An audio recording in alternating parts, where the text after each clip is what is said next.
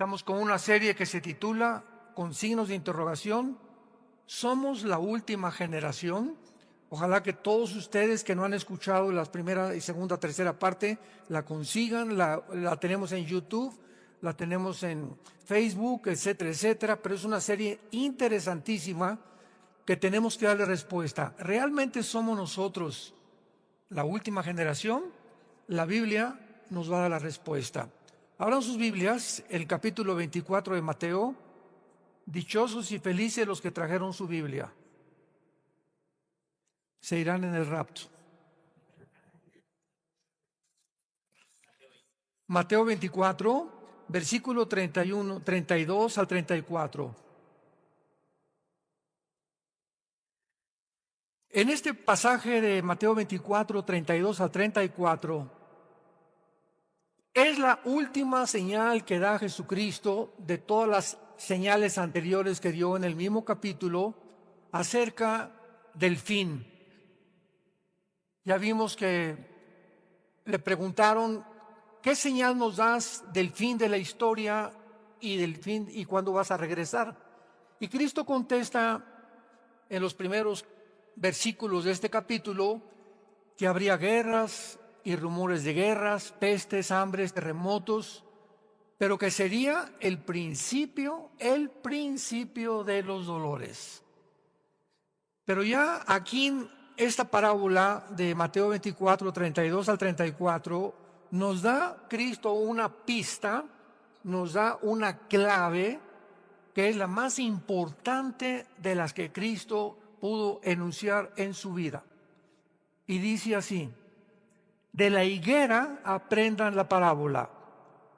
Cuando ya su rama está tierna y brotan las hojas, saben que el verano está cerca.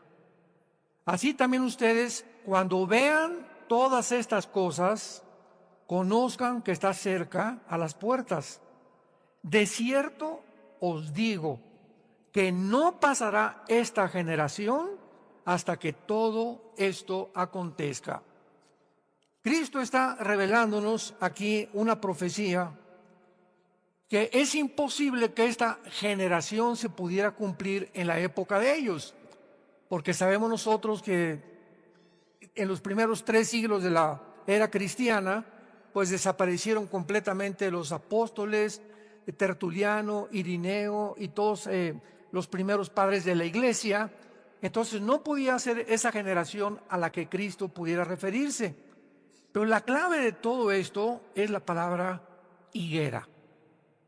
Entonces tenemos, para poder resolver este código secreto que está escondido y descodificarlo, tenemos que ver claramente qué simboliza la higuera en la Biblia. Porque Cristo nos está poniendo la atención en un árbol. Aprendan de la higuera y esta es la forma en la que ustedes van a saber en qué generación se encuentran. Muy bien. En la Biblia hay 3 árboles principales que simbolizan diferentes cosas. Tenemos en primer lugar la higuera, que es la última del año en florecer. Aquí nosotros en Toluca, en la casa de ustedes, tenemos una higuera. Y ayer en la tarde que me recorrí hacia atrás el patio de la casa, está completamente seca. Pero no, ni higos ni nada. Nunca la había visto así, o tal vez nunca me había interesado pensando en lo que tenía que exponer en esta mañana. Pero completamente seca. Y va a reverdecer con los higos. Ya en junio y julio es el último árbol en florecer. Muy bien. La higuera, como el último año en florecer, representa la resurrección nacional de Israel. En 1948. Vamos ahorita a demostrar por qué es la higuera Israel. Pero la higuera representa la resurrección, y cuando Jesús dijo, cuando ya su rama está tierna y brotan las hojas, observen que no habla del fruto.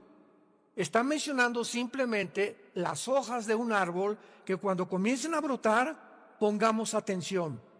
Israel fue expulsado de su tierra en el año 70 después de Cristo, cuando el general romano Tito vino y arrasó completamente con Jerusalén y no dejó piedra sobre piedra. Desde el año 70 después de Cristo hasta el 14 de mayo de 1948, nunca Israel había regresado a su tierra. Fueron exiliados a todas las naciones del mundo. Pero vemos nosotros de qué forma la Primera Guerra y la Segunda Guerra Mundial propiciaron de alguna forma que se cumpliera esta profecía. Entonces, cuando Israel regresa de casi 2000 años de exilio, podemos abrir los ojos y darnos cuenta que es el fenómeno más histórico, el único caso que se ha presentado en toda la historia humana, que una nación se constituya en un estado libre y soberano en un solo día. El 14 de mayo de 1948, la Liga de Naciones, todavía no era la ONU, le conceden a los judíos que regresen a su tierra. David Ben-Gurión es nombrado el primer ministro de Israel, y a las 5 de la mañana del 14 de mayo, el mundo de los árabes lanza el primer ataque porque no aceptaron que ellos regresaran a esa tierra. Entonces, es muy importante mantener esto. La higuera representa la resurrección nacional. Israel comienza a florecer otra vez, y aquellos que decían que ya Dios había terminado con Israel, nos hace Dios voltear la vista y darnos cuenta que Dios no se ha olvidado de Israel. ¿Por qué digo esto? Porque hay una teoría que se llama la teología del reemplazo, que enseñan en muchos lados que ya Israel no tiene nada que ver y que la iglesia ocupó el lugar de Israel. Y aun cuando es verdad que ahorita no hay judío, ni griego, ni mexicano, ni español, ni francés, sino que ahora la iglesia está compuesta de todas las nacionalidades, al mismo tiempo Dios no se ha olvidado de Israel. Y una vez que la iglesia salga del mundo en el arrebatamiento o en el rapto, Dios regresará a Israel. Ahorita están en la banca, podríamos decirlo así, y de ahí de la banca los va a meter otra vez en la semana 70 de Daniel, o los 7 años de la tribulación. Por eso la iglesia no puede estar aquí durante la tribulación. Y ahí en esa tribulación, la Biblia nos dice por todos lados, Jeremías, Isaías, Zacarías, etcétera, etcétera, Romanos 11, 25 y 26, que se van a convertir los judíos y van a reconocer a Jesucristo como el Mesías. Entonces, Israel representa la higuera en su resurrección. En segundo lugar tenemos el olivo. El olivo representa las bendiciones de Israel. Romanos capítulo 11. Ahí se describe a Israel como un olivo natural, donde Dios, la raíz son Abraham, Isaac y Jacob, que son la raíz. De ahí comienzan a nacer esta nueva generación que Dios levanta para dar testimonio a las naciones. Y cuando Israel rechaza a Dios, Dios agarra a la iglesia que somos nosotros y se nos llama el olivo silvestre. Ellos son el olivo natural, nosotros somos el olivo silvestre, que somos injertados dentro del olivo natural. Entonces fuimos injertados y recibimos de esta forma las bendiciones de Abraham, Isaac y de Jacob, porque estamos injertados en las bendiciones de Dios. Y en tercer lugar, el tercer árbol es la vid, el que produce las uvas y de donde viene el vino. La vid representa la vida religiosa de Israel. Juan capítulo 15. Yo soy la vid verdadera, dijo Jesús, mi Padre es el labrador. Entonces vemos estas tres árboles que representan a Israel. Ahora, ¿qué representa la higuera en este pasaje para poder entrar ya en acción, poder describir claramente lo que Dios nos quería decir? Abran sus Biblias en Mateo 21, páginas atrás, y vamos a demostrar, es importante esto, tenemos que demostrar que la higuera es Israel, en el caso, en el preciso y específico en el cual el Espíritu Santo sitúa esta parábola. Dice Mateo 21, versículo 18 al 20, Por la mañana, ese es el día anterior de la muerte de Cristo. Por la mañana, volviendo a la ciudad, tuvo hambre. Y viendo ¿qué cosa? Una higuera cerca del camino, vino a ella y no halló nada, sino hojas, qué importante, hojas, nada más, solamente. Y le dijo: nunca jamás nazca de ti fruto. Y luego se secó la higuera. Viendo esto, los discípulos decían maravillados: ¿cómo es que se secó enseguida la higuera? O sea, ¿qué quería Cristo el día anterior de su muerte, caminando con los discípulos y ver la higuera, maldecir una higuera? ¿Qué estaba representando la higuera? Israel, porque no maldijo la vid, ni maldijo tampoco, ¿verdad?, los otros árboles, maldijo la higuera, representando de que él estaba ya diciéndole a Israel: van a quedar ustedes desechados, van a quedar ustedes hechos a un lado, porque ustedes no me recibieron como el Mesías. Cuando Cristo vino al mundo, lo dijo claramente: vengo a las ovejas perdidas de Israel. Y no fue hasta que comenzó la iglesia que se comenzó a predicar el evangelio a los que no eran cristianos. Hubo hasta un conflicto con los apóstoles en el libro de los Hechos, porque cuando comenzaron a ver que el Espíritu Santo caía sobre el centurión romano y sobre los gentiles y sobre en Hechos 7, cuando iba Esteban ahí junto con Felipe, junto al carro de un etíope, y se dando cuenta que el Espíritu Santo caía sobre gente que no era judía, pues se espantaron los discípulos, porque seguían creyendo que solo ellos eran los escogidos de Dios. Entonces es muy claro entonces que en este pasaje la higuera es Israel. Veamos otro que nos saca ya de dudas. Lucas capítulo 13. Versículo del 6 al 9. Lucas 13, del 6 al 9. Dijo también esta parábola: tenía un hombre una higuera plantada en su viña, y vino a buscar fruto en ella y no lo halló. Y dijo al viñador: he aquí hace 3 años que vengo a buscar fruto en esta higuera y no la hallo. Córtala. ¿Para qué inutiliza también la tierra? Entonces él respondió, le dijo: Señor, déjala todavía este año hasta que yo cabe alrededor de ella y la abone. ¿A quién creen ustedes que se refería Cristo con esto? A Israel otra vez. Tenía un hombre una higuera plantada en su viña y vino a buscar fruto de ella. Jesús vino al mundo a buscar fruto, ¿en quién? En Israel. Y dice la Biblia, y dijo: pero no halló fruto en ella.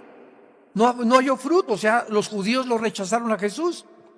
Y le dijo al viñador: hace 3 años. ¿Cuánto duró el ministerio de Cristo? 3 años. Él estaba hablando claramente que él era el que había venido a buscar fruto y que la higuera era Israel. Una vez que sabemos nosotros que la higuera es Israel, regresamos a Mateo 24, 32 al 34, y vamos ahora a aprender la parábola. De Israel, aprendan la parábola. Cuando ya su rama está tierna y brotan las hojas, recordemos que fue maldecido la higuera, y hasta 1948 Israel comenzó no a dar fruto, brotaron las hojas apenas, porque el fruto lo van a dar hasta el tiempo de la tribulación. Cuando Israel regresó en el 48, no se convirtieron. Los judíos siguen rechazando a Jesús como el Mesías. Aunque hay miles de judíos, se calcula que casi son 150,000 judíos actualmente en el mundo que han recibido a Cristo como el Mesías.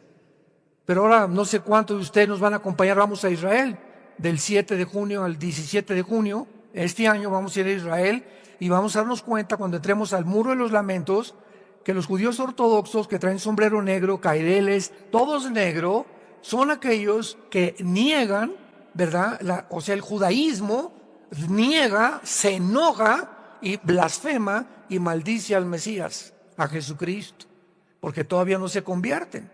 Entonces en el 48 dieron hojas, o sea, regresaron a su tierra, pero el fruto lo darán hasta que lleguen a la tribulación y reconozcan a Cristo. Y Jesús lo dijo cuando abandonó Jerusalén. Jesús llegó en su burrito a Jerusalén y cuando vio Jerusalén se llenó de lágrimas y le dijo esto en arameo, mezcla con hebreo: Baruch Hashem Adonai Elohim, Elohim Adonai Echad. Bendito el que viene en el nombre del Señor. Y cuando venga el Jesucristo, ellos dirán, cuando yo regrese, me van a bendecir y me reconocerán. Apocalipsis 1:7. Verán al Mesías, al que traspasaron, y harán lamentación por él. ¿Me van siguiendo? Es importante para que entendamos doctrinalmente la palabra de Dios. Ahora, si ya estamos de acuerdo en que la higuera es Israel y que estas hojas comenzaron a brotar en 1948, Jesucristo dijo en el versículo 34, de cierto les digo que no pasará esta generación hasta que todo esto acontezca.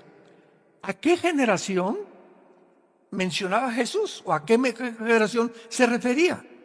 No se refería al tiempo de él porque, repito, se murieron los apóstoles, ni a ninguna época del pasado.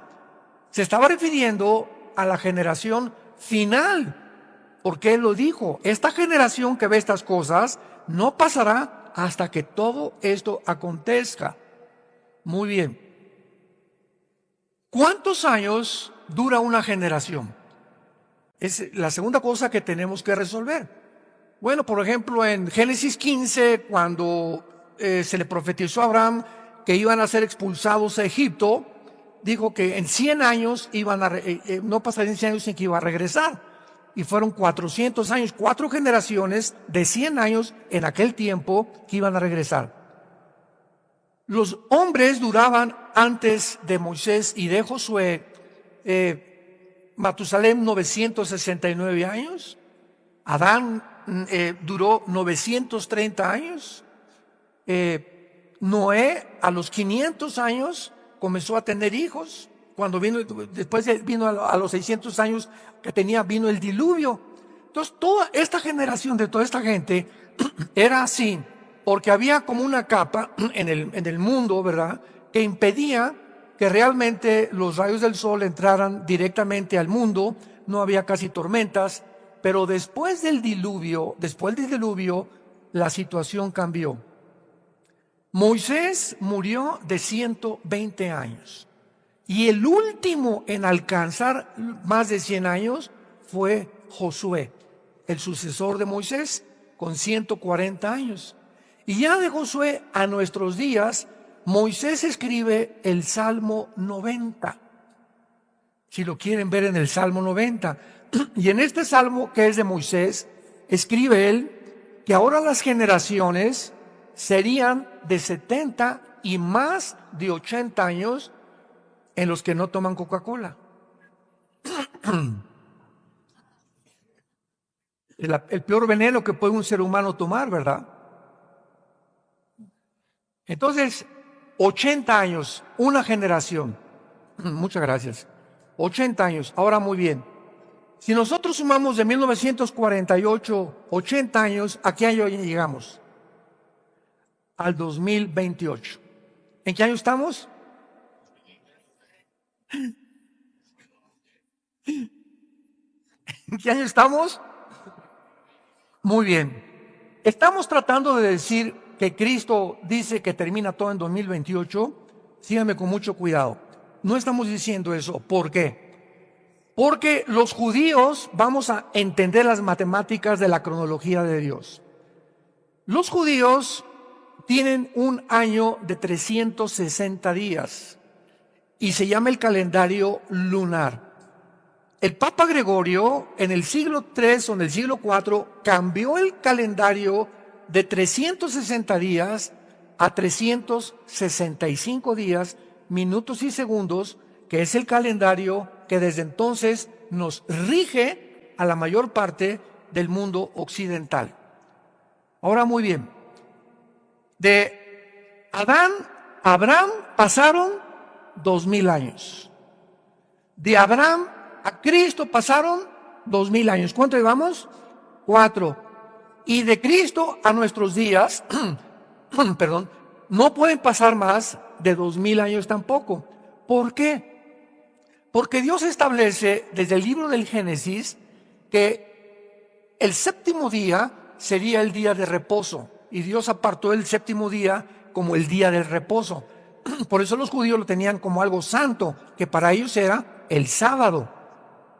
Entonces, Dios hace una cronología y dice en 1 Pedro capítulo 3, en el Salmo 90, que para Dios un día son 1000 años. Entonces, si no estamos actualmente en el año 2000, ¿por qué en el año 2000 no regresó Cristo? Ya pasaron 22 años y no ha regresado Cristo por el error del calendario. Y vean ustedes esto con mucho cuidado. De Cristo a nuestros días se asume que son 2000 años y que debía haber llegado en el año 2000. El error que se cometió aquí fue meter los 33 años de Cristo dentro de la época de la iglesia, porque Cristo muere bajo la ley. Entonces hay que quitarle al 2022, ¿cuántos años? 33 años, y nos da 1989, que es bíblicamente o cronológicamente el año realmente en el cual nos encontramos, más o menos 1989, 1990. Entonces, de acuerdo a estos cálculos, faltarían 11 años para que el final de la humanidad terminara. Pero si termina en el 2000, estamos en el 1989, le quitamos 7 años de la tribulación, nos quedarían 5 o 6 años. ¿Me van siguiendo? Porque la tribulación ya no la pasamos nosotros.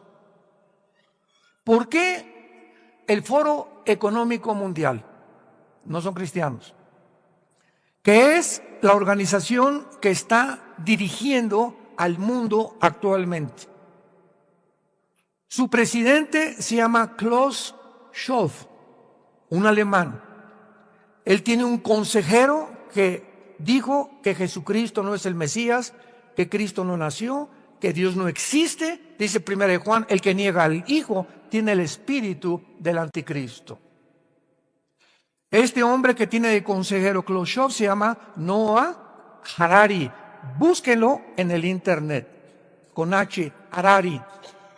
Es un muchacho judío también, menor de 50 años de edad, con una inteligencia diabólica desde luego, pero que nadie se podía imaginar para que Klaus Schwab lo haya nombrado su consejero personal. Y este muchacho está manejando la inteligencia artificial, el transhumanismo, la robotización y la destrucción de la familia. Porque para que, de acuerdo al Foro Económico Mundial y de acuerdo a la agenda global que se está manejando en el mundo con una élite de multibillonarios, ya no son los gobernantes de las naciones los que están manejando el mundo, ahora los protocolos vienen de un grupo de multimillonarios, que ustedes saben sus nombres, que dictan los protocolos a los gobernantes de las naciones para que de alguna manera u otra el ataque sea principalmente destruir los valores judeo-cristianos de ética y de moral. De ahí entendemos el movimiento tan grande y cómo se ha fomentado el movimiento LGTB, el aborto, los matrimonios gays, la adopción de niños para los matrimonios gays y el transgénero. Entonces vemos que aquí hay algo tremendo que ataca el núcleo de la familia, que es la base de cualquier sociedad. Síganme con mucho cuidado. ¿Por qué este afán de poder pervertir el sexo, confundir la identidad de género que Dios nos dio? ¿Por qué hasta Disney ahora, tú vas a un parque Disney a Orlando, Florida o a California, y al entrar al parque a los niños les dicen no digas él o ella. Y si una niña te quiere decir que no es ella y que es él, si tú le dices lo contrario, te sacamos del parque. Es impresionante. Entras a una tienda de Disney que vende ropa y venden ropa transgénero. O sea, esto es algo que ha inundado, lo vamos a ver al final, el mundo de una forma alarmante. O sea, ¿qué está pasando? ¿Cómo es que la maldad ha llegado a tal grado que ahora ya los seres humanos no somos los que Dios nos creó? Y cerramos la Biblia, que dice la genética: papacito, si tienes el cromosoma Y, eres macho camacho.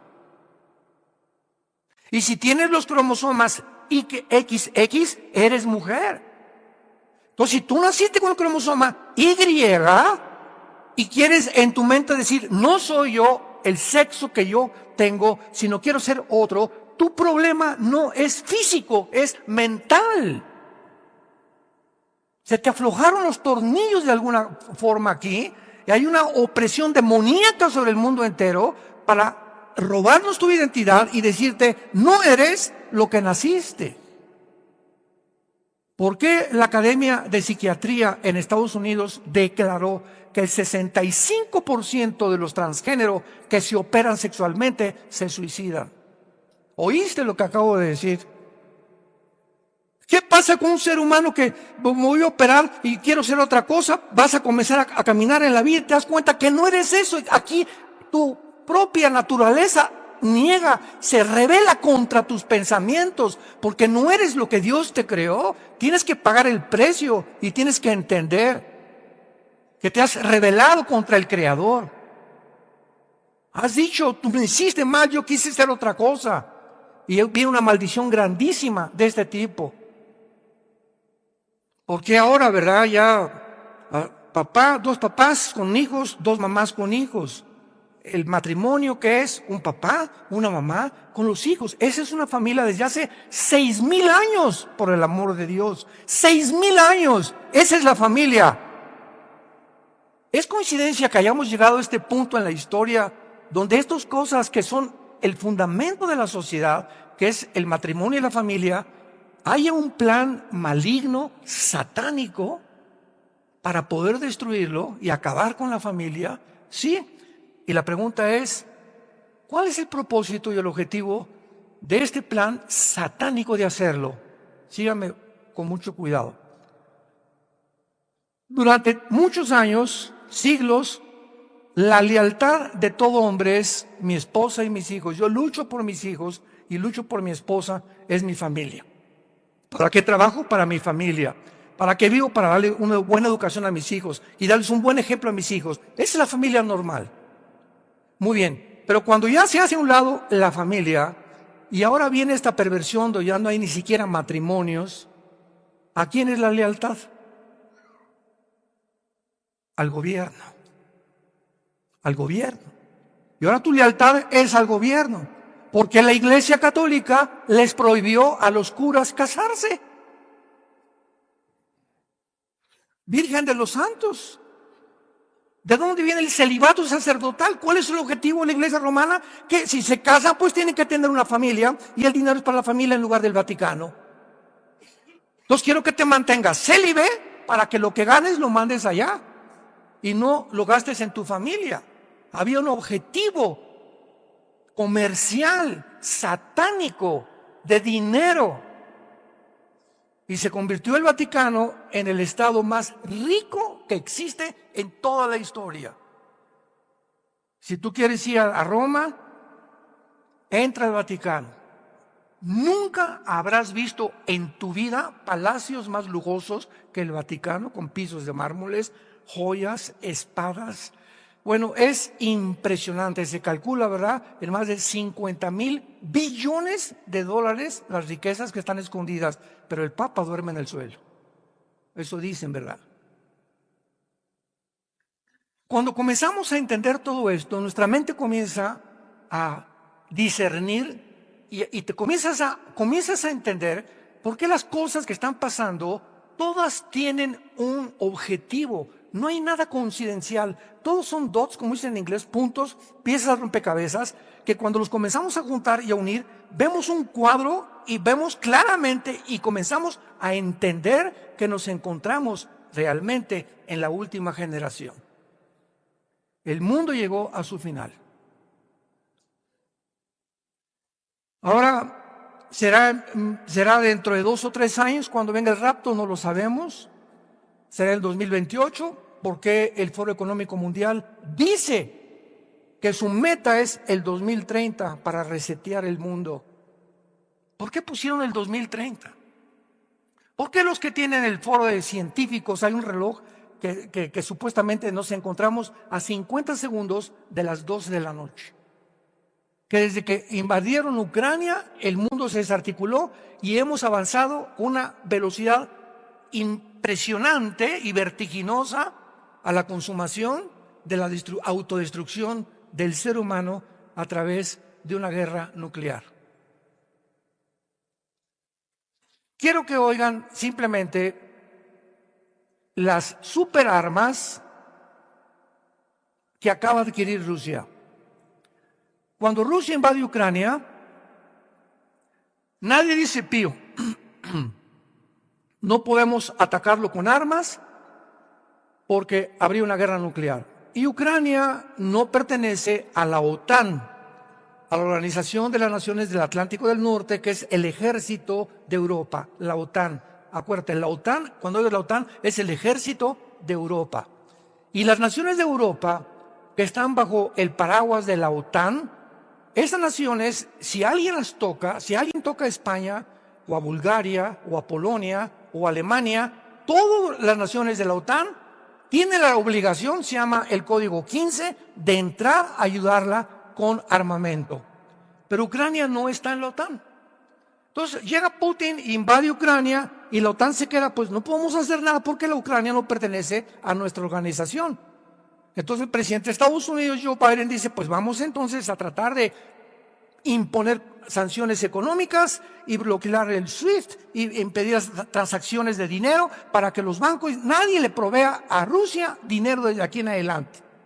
Y al hacer esto, sin darse cuenta, hunden a Europa económicamente. Porque resulta que Putin por eso está tan confiado y tan seguro de sí mismo. Rusia provee el 65% del gas a Europa. Ah, sí, me bloquean a usted mi dinero, le cierro la llave. Y muéranse de frío en invierno. Y déjenme decirles que en invierno en Europa es invierno. 15, 20, 30 grados bajo cero. Entonces vemos que esto no funciona y de alguna manera comienza la gente a preguntarse, porque Putin lo anunció, voy a usar armas nucleares, no me sigan provocando, no me sigan atacando, porque voy a usar armas nucleares. Y hace menos de 3 o 4 meses, Putin anuncia, rápidamente las menciono, las 3 superarmas que ninguna nación del mundo tiene. En otras palabras, Rusia tiene más cabezas nucleares que Inglaterra, que la India, que Estados Unidos y que Alemania. Nadie tiene el armamento nuclear que tiene Putin. Vean ustedes, por ejemplo, un misil que acaba de sacar Rusia que se llama el Zircon. Apúntalo con Z, el Zircon, es una palabra rusa.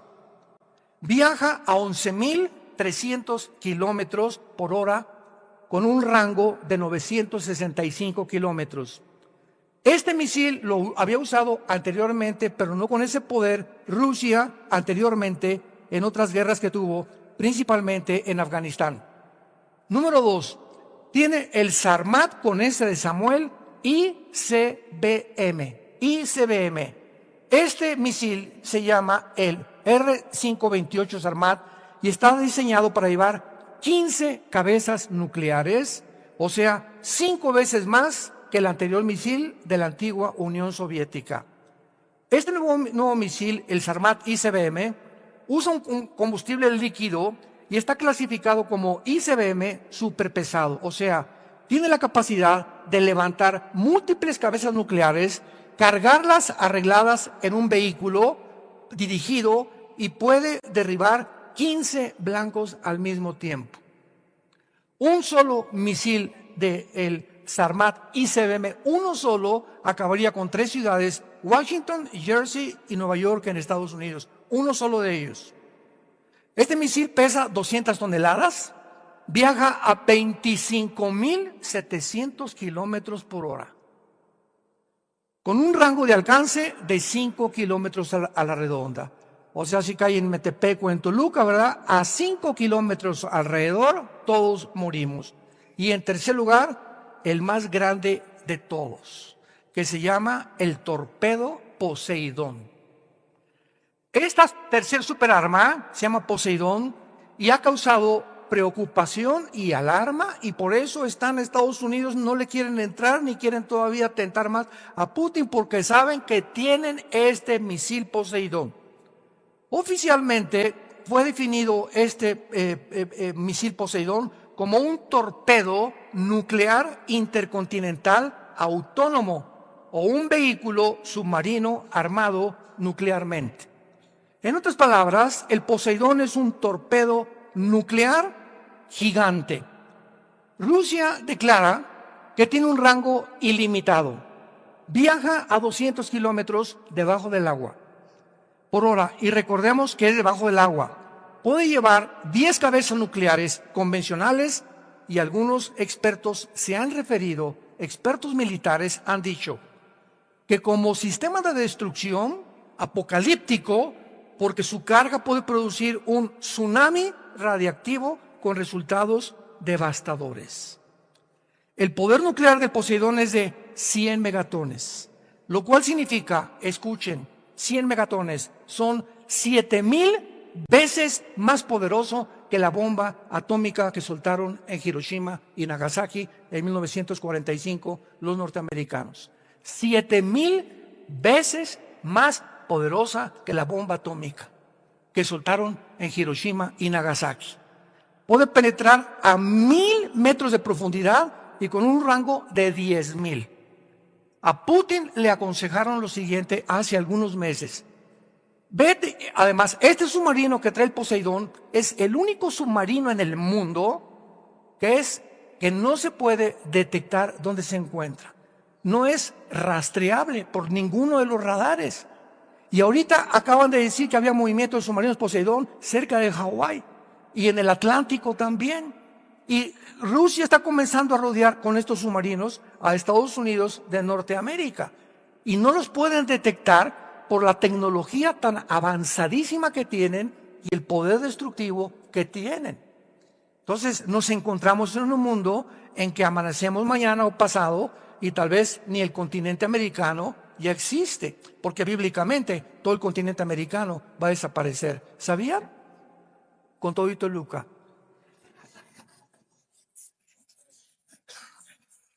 ¿Cómo puedo afirmar eso? Bueno, Apocalipsis 6, versículo 8 y 9, el cuarto sello, desaparece la cuarta parte de la población. Somos 8,000 millones de personas. ¿Cuál es la cuarta parte? Le quitamos 2,000.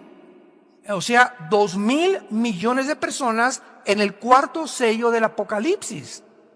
¿Y qué estamos hablando con 2,000 millones de personas? Desde Alaska hasta la Patagonia, al sur de Argentina, todo el continente americano tiene 1,100 millones de personas. Estamos hablando de 2 continentes americanos tendrían que desaparecer. Bueno, no americanos, ¿verdad? O sea, del tamaño del continente americano, que sería parte de África, ¿verdad? Y parte de algunas otras partes de Asia, tal vez. Todo lo que estamos viendo se va a usar y bíblicamente nos damos cuenta que el mundo ha llegado al final.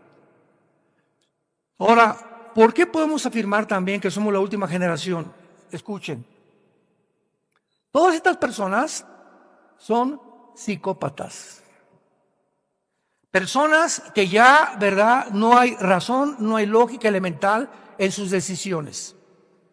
Hace algunos años, algunos expertos en West Point, en Estados Unidos, militares dijeron, estoy hablando de después de que cayó el comunismo en el 91, dijeron lo siguiente, el mundo el mundo no está tan loco para que alguien suelte una bomba. Porque si Rusia suelta una bomba a Estados Unidos le va a contestar. y se autodestruirían. Tendrían que estar muy locos, pues ya lo están.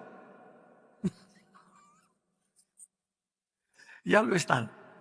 El ser humano ya llegó a ese nivel de psicopatía, donde no les interesa más que destruir y reducir la población.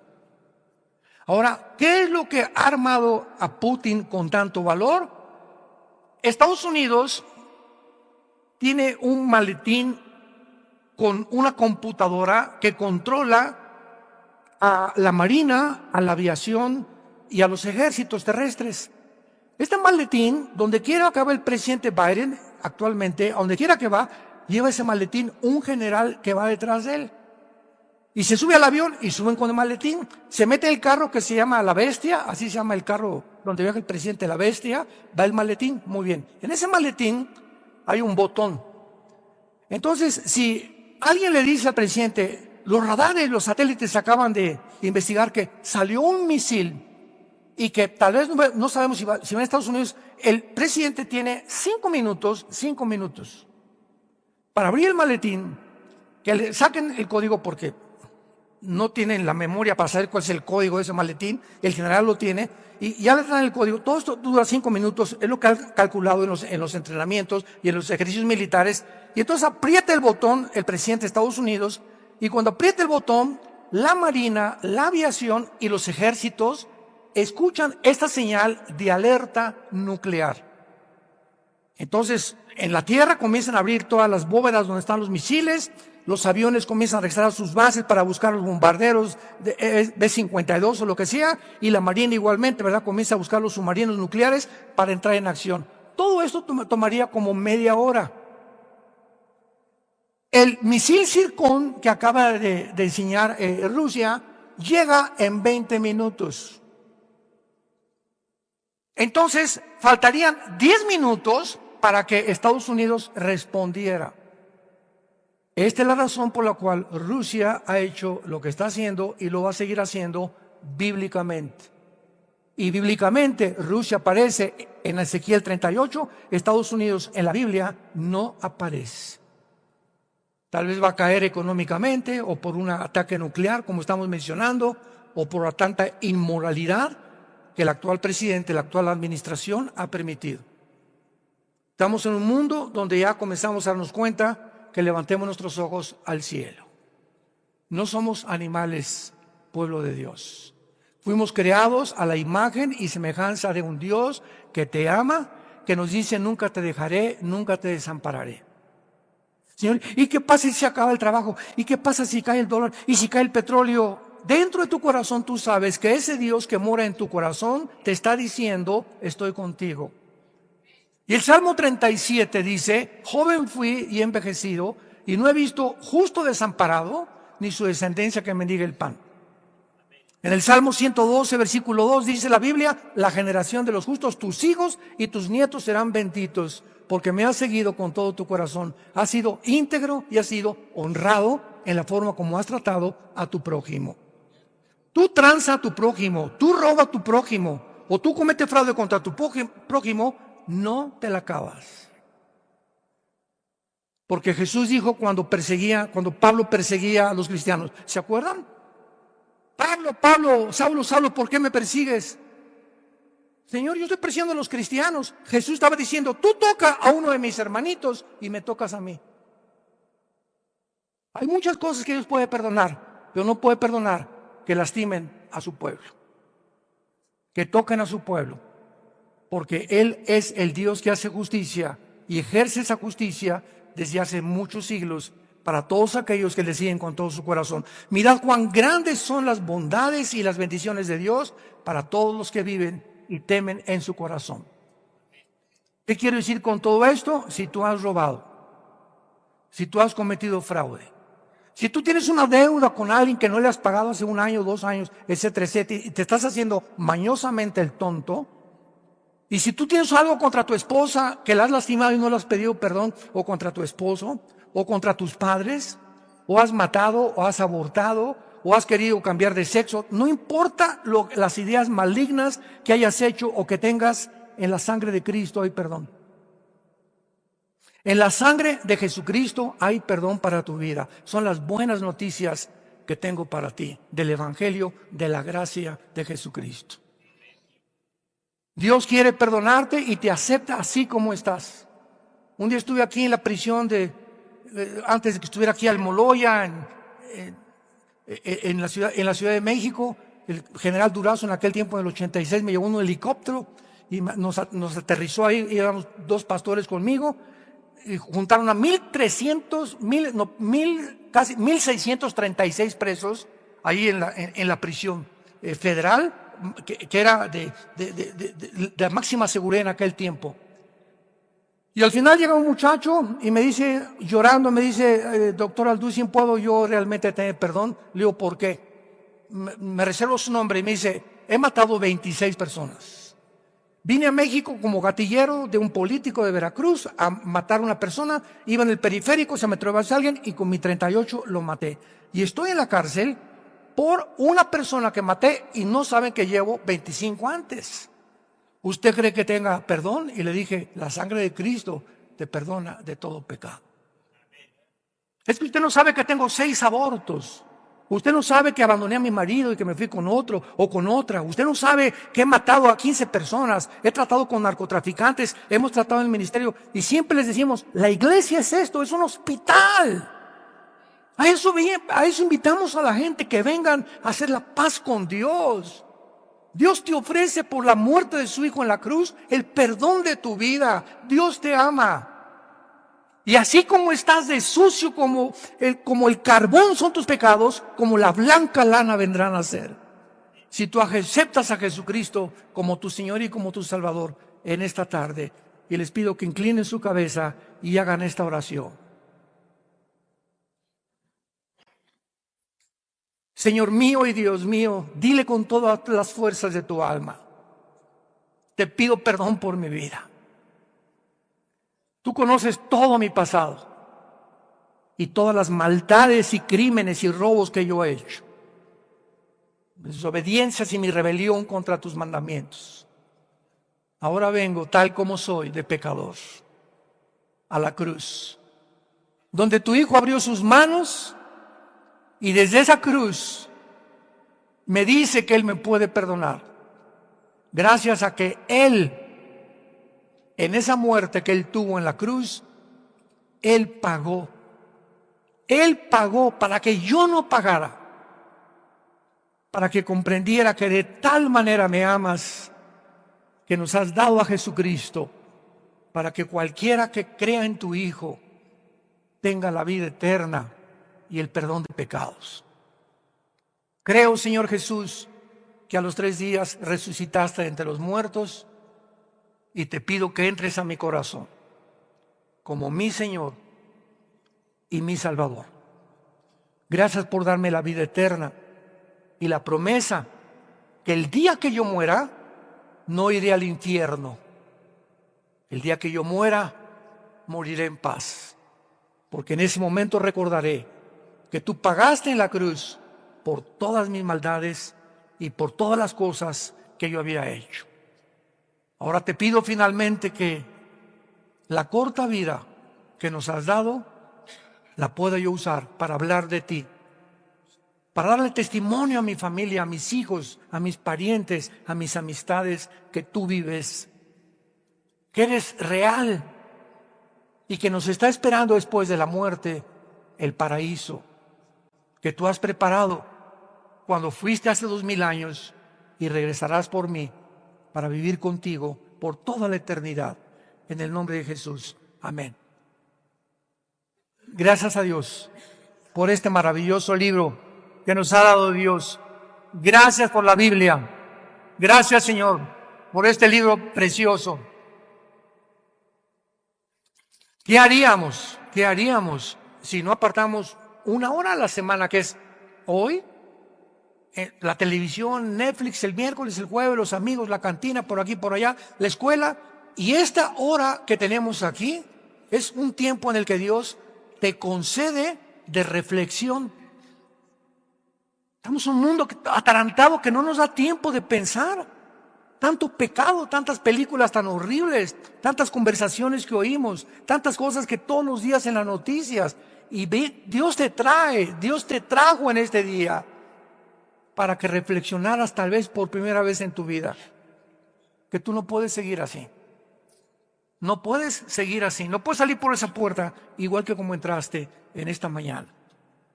Te has arrepentido de tus pecados, le has pedido perdón a Dios y Él te ha dado la salvación. Que Dios te bendiga y que tengan mucha paz.